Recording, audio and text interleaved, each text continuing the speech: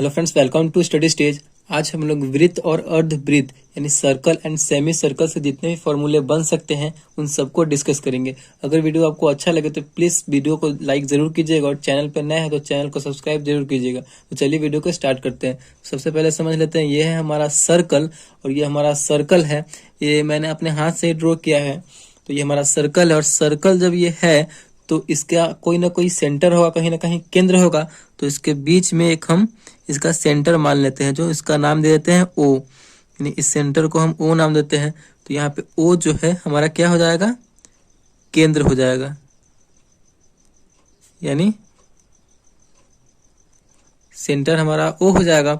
अब देखिए बात करते हैं कि यहाँ पे ओ हमारा सेंटर हो गया तो इसका वृत्त का तो त्रिज्या भी होगा। तो कोई सेंटर से कोई एक हम लाइन लेते हैं वृत्त के परिधि तक, कोई बिंदु बी तक।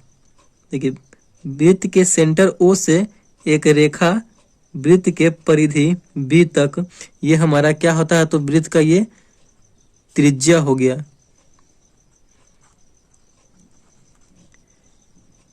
सेंटर ओ से लेकर वृत्त के कोई परिधि बिंदु बी तक ये हमारा त्रिज्या हो गया।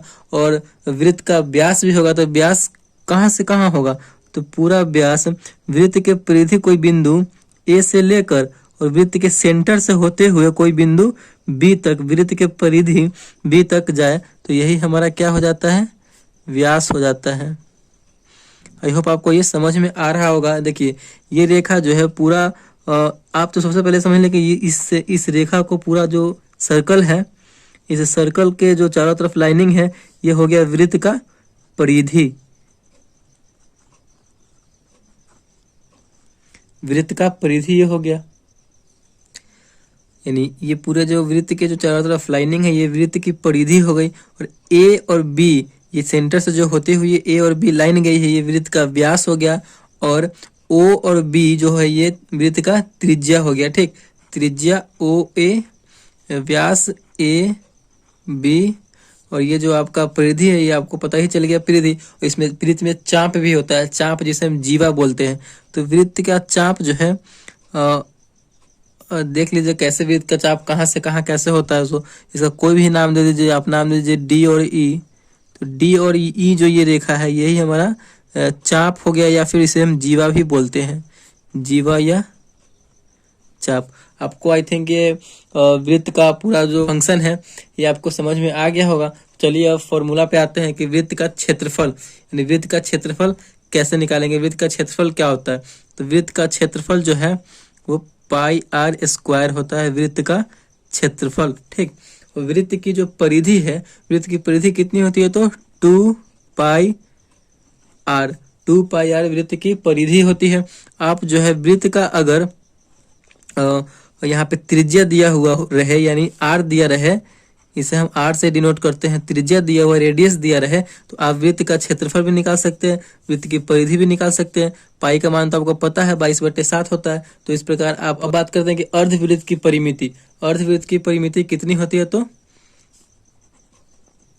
पाई प्लस 2 इंटू आर, ये अर्धवृत्त की परिमिति हो गई। इस फॉर्मूले पर आप अर्धवृत्त की परिमिति को सॉल्व कर सकते हैं।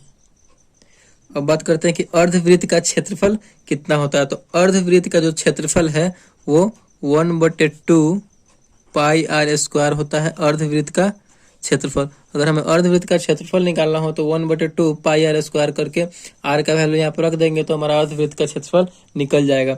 अब बात करते हैं कि वृत्त की त्रिज्या, वृत्त की त्रिज्या हम कैसे पता करेंगे। तो इसका एक फॉर्मूला है, रूट अंडर वृत्त का क्षेत्रफल, रूट अंडर वृत्त का क्षेत्रफल बटे पाई। आप इस फॉर्मूले पे आप वृत्त की त्रिज्या आराम से पता लगा सकते हैं। एक और फॉर्मूला है, अगर वृत्त का क्षेत्रफल दिया रहे तो आप इस प्रकार लगा सकते हैं वृत्त के क्षेत्रफल से। अगर वृत्त का क्षेत्रफल नहीं दे करके वृत्त की परिधि दी हुई हो तो आप उसको वृत्त की परिधि बटे टू पाई।